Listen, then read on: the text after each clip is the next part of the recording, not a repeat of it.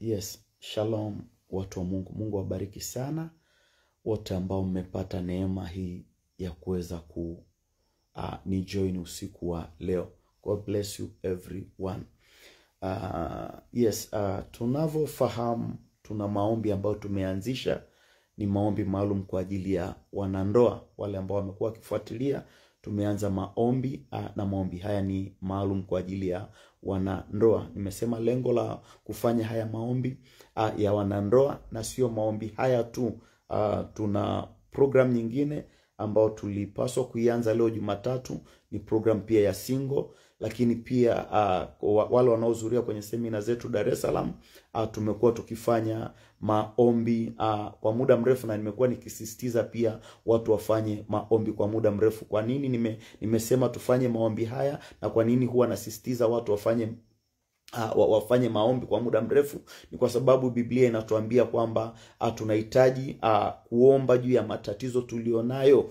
Yakobo anatuambia, je, mtu akuona amepata matatizo na aombe. Kwa hiyo nikaona ni vema tukae kwenye maombi, na kwa njia ya maombi tuondoe yale matatizo ambayo yapo. Trust me, watu wa Mungu, nimekuwa nikisema watu wengi wana matatizo, lakini hawajaweza kuondoa yale matatizo kwa njia ya maombi. Hawaombi kwa ajili ya hayo matatizo, badala ya kuomba wanalalamika, wanazungumzia hayo matatizo. Haisaidii watu wa Mungu kuzungumzia matatizo ulionayo, haitasaidia. Kuelezea matatizo ulionayo kwa watu wengine haitasaidia. Kulalamika pia juu ya matatizo ulionayo haitasaidia. Badala yake, ukichukua nafasi ya kuweza kuomba juu ya hayo matatizo, unapata nafasi ya kuyaondoa hayo matatizo. Kwa hiyo hii ni moja kati ya sababu iliyotupelekea tukae kwenye maombi, na tumeanza maombi kwa ajili ya wanandoa. Ndoa nyingi zina matatizo. Ndoa nyingi zina matatizo. Hilo halipingiki kwamba ndoa nyingi zina matatizo, hata zile ambazo zina nafuu, hata zile zenye amani. Leo nilisema unapaswa kuomba juu ya tatizo vita inayokuja kesho. Wakati wa amani, ukiona kuna amani leo kwenye ulimwengu wa roho, kuna vita pia inaendelea hata kama hauioni. Kuwa na amani kimwili haimaanishi pia kiroho kuna amani. Kuna vita usiyojua. Paulo anatuambia, nilishasema, Paulo anatuambia adhanie kwamba amesimama, aangalie asianguke, kwa sababu kuna vitu vinakuja kupigana na watu wakiwa wamesimama, kuwaangusha. Kuna roho zinakuja kuwaangusha watu wakati wakiwa wamesimama. Kwa hiyo kama uko kwenye ndoa na ndoa yako ina amani, usibweteke na hiyo amani iliyopo, useme mimi sina shida, acha waombe hao wenye shida. No, kama uko kwenye ndoa na ndoa yako ina amani, wewe ndio unapaswa kuomba kuliko hata wale ambao hawana amani. Kwa hiyo watu wa Mungu, tukaanza haya maombi ya wanandoa. Baada ya kuanza haya maombi ya wanandoa, nafikiri leo ni siku ya 5 kama sikosei, kama niko sahihi, ni siku ya 5. Lakini kwa sababu ya hiki kitu, ili ombi ambalo Mungu ametaka tuombe leo, nikaona ni vema nilishare hapa, linaweza likawasaidia hata wale ambao hawako kwenye ndoa. Watu wa Mungu, hii prayer point ya siku ya 5 ya leo kwa wanandoa ni ya muhimu sana.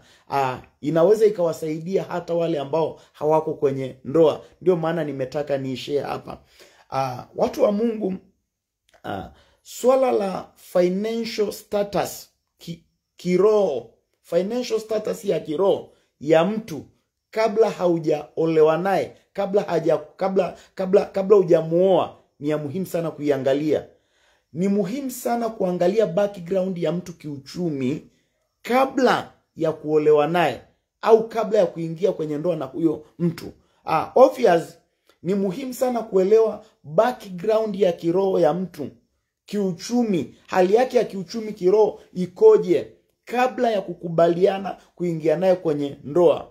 Wanandoa wengi walioko kwenye ndoa leo, wanaopambana sasa na hali ngumu za kiuchumi, mambo yao yanakufa, maisha yao hayaendi, kila wanachokifanya hakifanikiwi, uchumi wao sio mzuri, ni kwa sababu wali ignore hiki kitu nilichokizungumza, alafu wakaingia kwenye ndoa. Baada ya kuingia kwenye ndoa, ni swala la muda tu, watu wa Mungu, ile background yake ya uchumi, ile hali yake ya kiroho ya uchumi itakuja kupigana na wewe.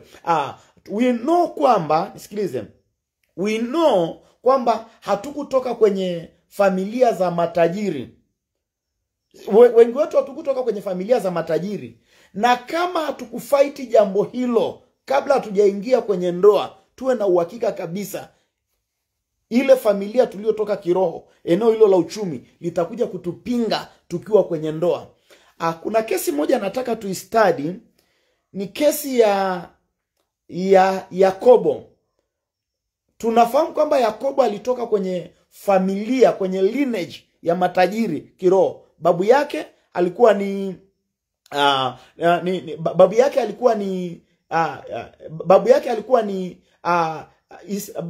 alikuwa ni Isaka. Baba wa Isaka alikuwa ni Ibrahim.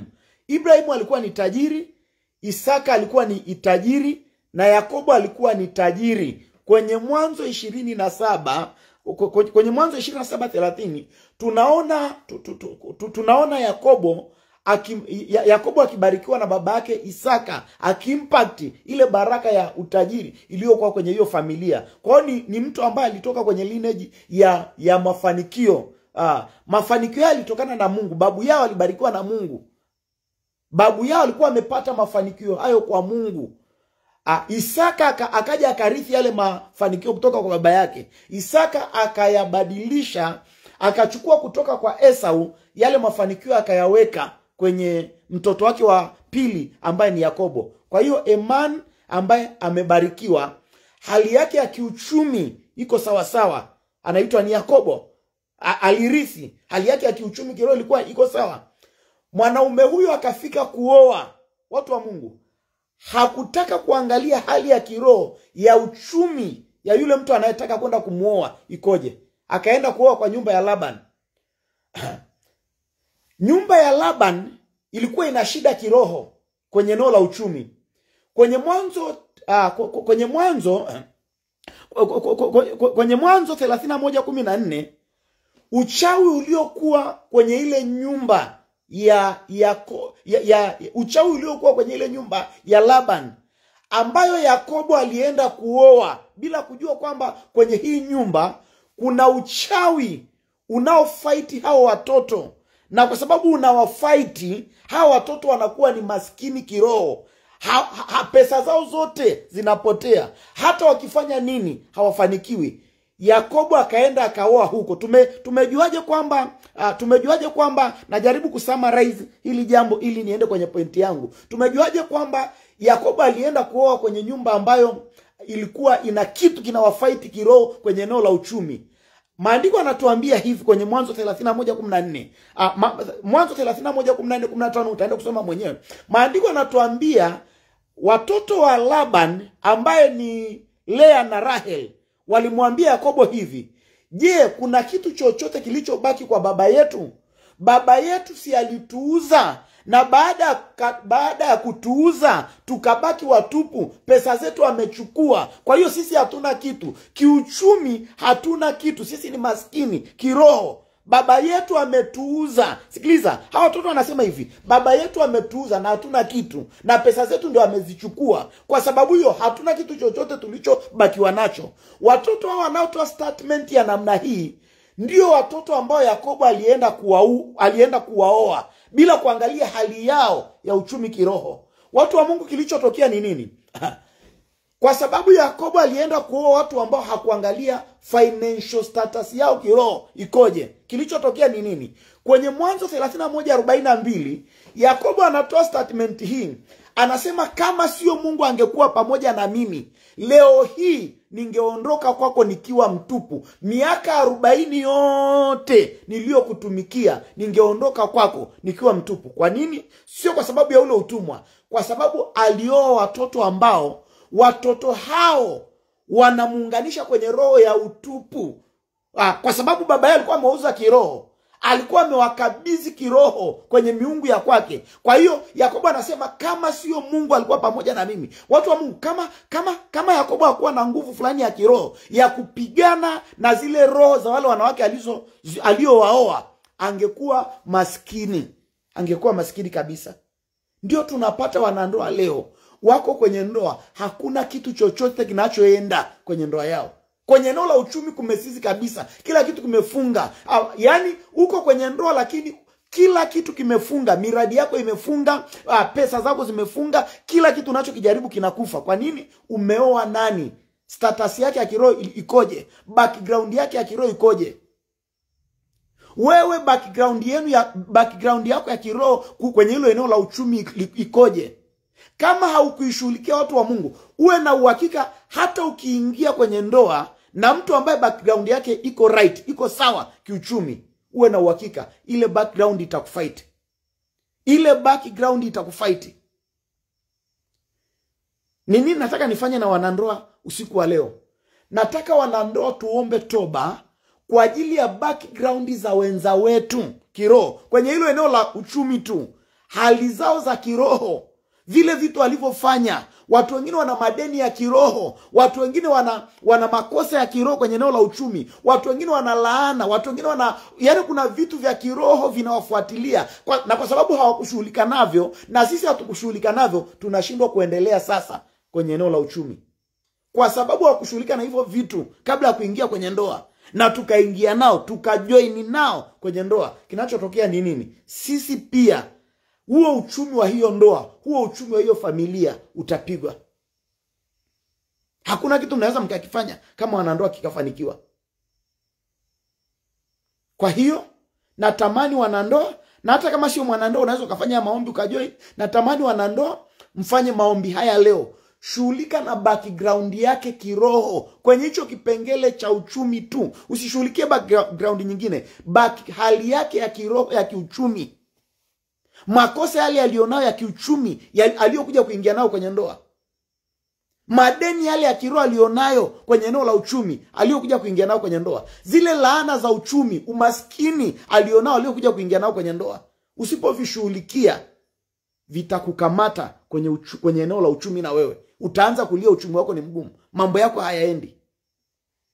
Kwa hiyo tafadhali wanandoa, shughulikia hilo usiku wa leo. Omba, usivunje wala usingoe. Omba toba, omba rehema juu ya background yake ya uchumi. Halafu kesho nitakwambia ni nini tunafanya na hiyo background ya uchumi baada ya kuiombea toba. Nimefikiri ni share na wewe ili hapa ili liwasaidie wengine pia. Watu wa Mungu, maombi haya hayataishia hapa. Ndio maana natamani tufanye sio maombi tu, tufanye seminar. Nikitangaza kumaliza maombi haya tutafanya seminar na wanandoa, nitakuonyesha ni nini cha kufanya. Ndio maana nikasema kama wewe ni mwanandoa, nenda kwenye bio yetu, kwenye ukurasa huu kwenye hii account yetu ya Bishop Emmanuel ya Instagram, kuna linki pale. Kama ni mwanandoa, ni linki ya WhatsApp, join kwenye ile group la WhatsApp, nitakupa maelekezo ya ziada. Kwenye TikTok yetu pia kuna linki, join. Kama ni mwanandoa, join kwenye hiyo linki ya WhatsApp, nitakupa maelekezo ya ni nini cha kufanya baada ya kujoin. Ukishindwa kujoin kwa linki, nilisema pia tafadhali niandikie message kwa 0768 205871, niambie Bishop, mimi ni mwanandoa, nimeshindwa kujoin kwa ile linki, naomba unijoin kwenye grupu 0768 205871. Mungu akubariki sana. Shalom. Nimesema nije hapa ni share na wewe maombi ya leo, lakini pia nisaidie wengine. Shalom, God bless you. Tukutane tena day 6 siku ya kesho. Fanya maombi ukimaanisha kabisa. Shalom.